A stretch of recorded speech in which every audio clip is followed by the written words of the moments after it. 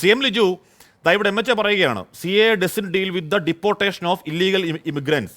ആരും പേടിക്കേണ്ടതില്ല, ഒരു പ്രശ്നവുമില്ല. ഇവിടുത്തെ അനധികൃത കുടിയേറ്റക്കാരെ ഡിപ്പോർട്ട് ചെയ്യാൻ ഉദ്ദേശിക്കുന്നില്ല. മാത്രമല്ല അങ്ങനെ ഡിപ്പോർട്ടേഷൻ കരാർ ഒരു രാജ്യവുമായി ഇല്ല എന്ന് പറയുകയാണ്. അതിൻ്റെ അർത്ഥം എന്താണ്? ഈ പറഞ്ഞ 2014 ഡിസംബറിന് മുൻപ് വന്ന ഇല്ലീഗൽ മൈഗ്രൻസായി ഇവിടെ തുടരുന്ന ഹിന്ദു, പാഴ്സി, ബുദ്ധ, ജൈന, ക്രിസ്ത്യൻ വിഭാഗത്തിൽപ്പെട്ടവർ പൗരന്മാരാവുകയും മറ്റൊരു വിഭാഗം പൗരന്മാരല്ലാതെ ഈ പറയുന്ന ജയിലറകളിലും ഡിറ്റൻഷൻ സെന്ററിലും കഴിയേണ്ടി വരുന്നു, രണ്ടാം തരം പൗരന്മാരാക്കുന്നു. അതല്ലേ വിവേചനം? അതല്ലേ ഭരണഘടനാലംഘനം? ശ്രീം ലിജു, ഇന്ത്യൻ ഭരണഘടനയോ നമ്മുടെ രാജ്യത്തിലെ നിയമങ്ങളൊന്നും തന്നെ സിറ്റിസൺഷിപ്പിൻ്റെ അടിസ്ഥാനം മതമാണ് എന്നൊരു കണ്ടൻഷനെ എടുത്തിട്ടില്ല. നമ്മുടെ രാജ്യത്തിൻ്റെ പൗരത്വത്തിൻ്റെ അടിസ്ഥാനം മതമല്ല. ഇവിടെ സി എയിലൂടെ അത്തരമൊരു കാഴ്ചപ്പാടാണ് ഗവൺമെൻറ് കൊണ്ടുവന്നത്. നമ്മുടെ രാജ്യത്ത് താമസിക്കുന്നതിന് ഈ പറഞ്ഞതുപോലെ വിദേശ രാജ്യങ്ങളിൽ നിന്ന് ഇവിടെ താമസിക്കുന്ന മനുഷ്യരിൽ മുസ്ലിങ്ങൾ ഒഴിച്ചുള്ള ആളുകൾക്കെല്ലാം തന്നെ ഇവിടെ പൗരത്വമുണ്ട്. മുസ്ലിം സമുദായത്തിൽപ്പെട്ട ആളുകൾക്ക് പൗരത്വമില്ല. അതുകൊണ്ട് തന്നെ അത്തരത്തിൽ താമസിക്കുന്ന ആളുകളെ ഡിറ്റൻഷൻ സെൻ്ററിലേക്ക് മാറ്റേണ്ടി വരും. അതാണല്ലോ ഈ നിയമത്തിൻ്റെ ഒരു ക്രക്സ്. അതാണല്ലോ ഇവിടെ ഇപ്പോൾ തന്നെ കൊട്ടിയത്ത് തന്നെ ഇവിടെ അഡ്വക്കേറ്റ് ശ്രീപത്മനാഭൻ സംസാരിച്ചപ്പോൾ കൊട്ടിയത്ത് തുടങ്ങിയ ഡിറ്റൻഷൻ സെൻ്ററിനെ കുറിച്ച് പറഞ്ഞു. കൊട്ടിയത്തും കർണാടകത്തിലും മാത്രമല്ല ആസാമിലും വിവിധ സ്ഥലങ്ങളിൽ ഇത്തരം ഡിറ്റൻഷൻ സെൻ്ററുകൾ ആരംഭിച്ചിട്ടുണ്ട്. ഈ പുതിയ ചട്ടപ്രകാരം മറ്റു സമുദായത്തിൽ ഹിന്ദു, ബുദ്ധ, ജൈന, ക്രിസ്ത്യൻ തുടങ്ങിയ സമുദായങ്ങളിൽപ്പെട്ട ആളുകൾ, മറ്റ് രാജ്യങ്ങളിൽ നിന്ന് വന്നവർ ഇത്തരത്തിൽ അപേക്ഷിച്ച് രാജ്യത്തെ പൗരന്മാരായി മാറുമ്പോൾ മുസ്ലിം സമുദായത്തിൽപ്പെട്ട ആളുകളെ സംബന്ധിച്ച് അവർക്ക് അത്തരത്തിൽ പൗരത്വം ലഭിക്കില്ല. അവരെ സംബന്ധിച്ച് അവരെ ഡിറ്റൻഷൻ സെൻ്ററിലേക്ക് മാറ്റപ്പെടും. സ്വാഭാവികമായി ഇതാണ് രാജ്യം മുന്നോട്ട് വെച്ച അല്ലെങ്കിൽ രാജ്യത്ത് ഉയർന്നു വന്നിരിക്കുന്ന ഏറ്റവും പ്രധാനപ്പെട്ട വാദഗതി. ഒന്ന്, പൗരത്വത്തിൻ്റെ അടിസ്ഥാനം മതമാക്കി മാറ്റുക. വളരെ കൃത്യമായ മതവിവേചനത്തിലൂടെ അഭയം അന്വേഷിച്ച് വരുന്നവരിൽ പോലും വേർതിരിവുണ്ടാക്കി അവരെ തടങ്കൽ പാളയത്തിലേക്ക്. ഇതാണ് ഇതിനെ ഏറ്റവും പോട്ടെ, ഇനി വരുന്ന കാര്യം അത് പ്രകടമാകും. ഇത് റെട്രോസ്പെക്റ്റീവ് ആണെങ്കിൽ ഞാൻ ഇപ്പോഴത്തെ കാര്യം പറഞ്ഞത് ഇത് 2014 മുമ്പ് ഈ പറയുന്ന സ്ഥലങ്ങളിലൊക്കെ, ഇപ്പൊ ബംഗ്ലാദേശിലാവട്ടെ, അസമിലാവട്ടെ, ഈ പറയുന്ന സ്ഥലങ്ങളിലൊക്കെ കാലാകാലങ്ങളിൽ താമസിച്ചു വരുന്ന ആൾക്കാരുണ്ടല്ലോ.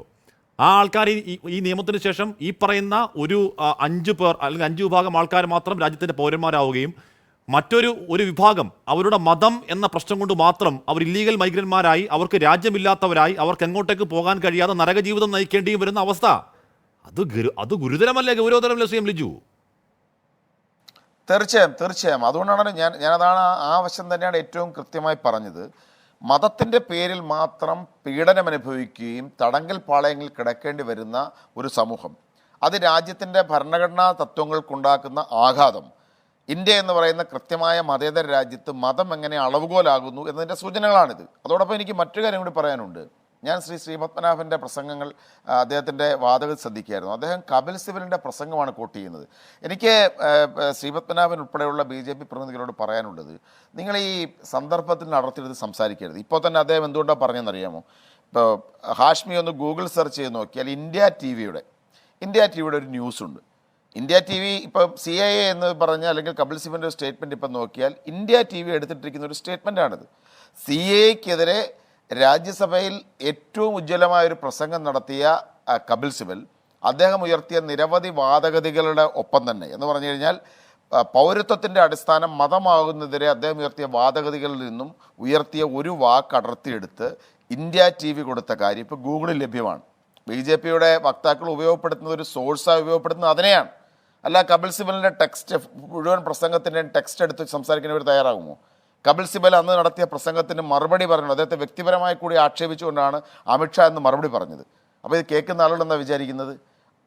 കപിൽ സിബൽ അന്ന് രാജ്യസഭയിൽ നടത്തിയ പ്രസംഗം CAക്കെതിരായിരുന്നു, അല്ല CAക്ക് അനുകൂലമായൊരു സ്പീച്ചാണെന്ന്. അപ്പം എനിക്ക് BJP പ്രതിനിധിയോട് പറയാനുള്ളത്, നിങ്ങൾ ദയവായിട്ട് ഇത്തരത്തിലുള്ള ഏർപ്പാടുകൾ നടത്തുന്നത് ശരിയല്ല.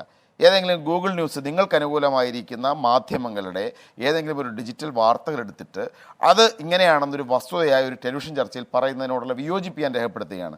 ആ വളരെ കൃത്യമായ കപിൽ സിബൽ നടത്തിയ പ്രസംഗം സഭാരേഖകളിലും രാജ്യത്തെ ജനാധിപത്യത്തിനും മതേതരത്തിലും വിശ്വസിക്കുന്ന മനുഷ്യർക്കും പ്രതീക്ഷ നൽകുന്ന ഒരു പ്രസംഗമായിരുന്നു. അതിനെപ്പോലും ഇങ്ങനെയാണ് വളച്ചൊടിക്കുന്നത്. ഈ പോസ്റ്റ് ട്രൂത്ത് എന്നൊക്കെ പറയുന്ന യഥാർത്ഥത്തിൽ ഇങ്ങനെയാണ്. ഒരു ഗൂഗിൾ സെർച്ച് ചെയ്തൊരു വാർത്ത എടുത്തതിൻ്റെ അറ്റവും മൂലം ഉപയോഗിച്ചിട്ട് കപിൽ സിബൽ ഇങ്ങനെ എന്ന് പറയുക, ഇതറിയാൻ വയ്യാതെ കേട്ടുകൊണ്ടിരിക്കുന്ന മനുഷ്യരുൾപ്പെടെ അത് വിശ്വസിപ്പിക്കുക. ഈ ഒരു ഗീബൽസ്യൻ തന്ത്രം ദയവായി അവസാനിപ്പിക്കണമെന്ന് ഞാൻ അഭ്യർത്ഥിക്കുകയാണ്. ഈ രാജ്യം എതിർക്കേണ്ട രാജ്യത്തിൻ്റെ അടിസ്ഥാനപരമായ തത്വങ്ങളെ, ഈ നാട്ടിൽ ജീവിക്കുന്ന മനുഷ്യരുടെ മതത്തിനപ്പുറത്ത് അവരുടെ ജന്മവും അവരുടെ ഈ നാടിനുള്ള കൂറുമൊക്കെ തന്നെ കണക്കിലെടുത്ത് പൗരത്വം ഫിക്സ് ചെയ്യുന്ന പൗരത്വ നിയമങ്ങളുള്ള ഒരു രാജ്യത്തെ മതത്തിൻ്റെ അടിസ്ഥാനത്തിൽ ഇതിൻ്റെ പൗരത്വ നിയമങ്ങളെ മാറ്റി എഴുതുന്ന ഒരു വലിയ വിഭാഗം മനുഷ്യർക്ക് തടങ്കൽ പാളയങ്ങൾ സമ്മാനിക്കുന്ന ഈ ഒരു നിയമം നമ്മുടെ രാജ്യത്ത് നടപ്പിലാക്കാൻ അനുവദിക്കരുത്. ഇതൊരു ഒറ്റ മാർഗം മാത്രമേ ഉള്ളൂ. ഒന്ന് നമുക്ക് ജനകീയ പ്രക്ഷോഭം, ജനങ്ങളാണ്. രണ്ട് കോടതികൾ ഇപ്പോഴും പ്രതീക്ഷ നഷ്ടപ്പെട്ടില്ല. അതുകൊണ്ടാണല്ലോ ഇന്നിപ്പോൾ സുപ്രീം കോടതിയിൽ ഈ BJP-ക്കാരുടെ ഇവരുടെ ഗവൺമെൻറ്റിനെയും കടുത്ത എതിർപ്പിനെ അതിജീവിച്ചുകൊണ്ട് കോടതി പറഞ്ഞനുസരിച്ച് SBI ഇപ്പോൾ ഈ കോഴ ബോണ്ടിൻ്റെ ഇലക്ട്രൽ ബോണ്ടിൻ്റെ വിവരങ്ങൾ ഇലക്ഷൻ കമ്മീഷന് കൊടുക്കുകയാണ്. ഇവർ ശ്രമിച്ചത് തെരഞ്ഞെടുപ്പ് കഴിഞ്ഞിട്ട് പുറത്തു വിട്ടാൽ മതിയെന്നാണ്. ഇലക്ഷൻ കമ്മീഷൻ സൈറ്റിലൂടെ പുറത്തു വരുമ്പോൾ ആരൊക്കെയാണ്, അതിൽ തന്നെ ഇനി എന്തൊക്കെ കൃത്രിമങ്ങളാണ് നടക്കാൻ പോകുന്നതെന്ന് അറിയില്ല.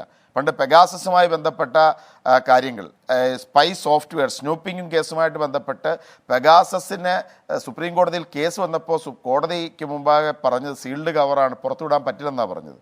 വളരെ വേഗമായ ഒരു അഫിഡവിറ്റാണ് കോടതിയിൽ കൊടുക്കപ്പെട്ടത്. കോടതി ചോദിച്ച വിവരങ്ങൾക്കൊന്നും മറുപടി ഉണ്ടായില്ല. സമാനമായ ഒരു സാഹചര്യത്തിലാണ്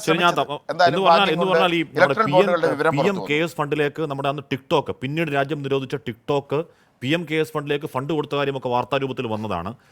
എന്ന് പറഞ്ഞാൽ അന്ന് ഇലക്ഷൻ കമ്മീഷൻ കോടതിയിൽ വാദിക്കുന്നത് ഈ വിദേശ ശക്തികൾക്ക് അവരുടെ ഇന്ത്യൻ സബ്സിഡറി ഉണ്ടെങ്കിൽ അവർക്ക് ഇവിടുത്തെ പൊളിറ്റിക്കൽ ഫണ്ടിങ് നടത്താൻ കഴിയുന്നത് ഗുരുതര പ്രശ്നം ഉണ്ടാകുമെന്ന് വാദിക്കുന്നത് ഏതെങ്കിലും രാഷ്ട്രീയ പാർട്ടിയല്ല, CPM അല്ല, അത് ഇലക്ഷൻ കമ്മീഷൻ വാദിച്ചതാണ്. എന്ന് പറഞ്ഞാൽ നമ്മുടെ സൈനികരെ തല്ലിക്കൊല്ലുന്ന ശത്രുരാജ്യത്തിന്റെ ബിനാമി കള്ളന്മാർ ഇവിടെ വന്ന് ഇവിടുത്തെ രാഷ്ട്രീയ പാർട്ടികൾക്ക് പണം നൽകി വാടകയ്ക്ക് എടുക്കുന്നുണ്ടോ തുടങ്ങിയ വിവരങ്ങൾ പുറത്തു വരാനുണ്ട്. വരുമോ എന്നത് കാത്തിരുന്ന് കാണാം. CM ലിജു.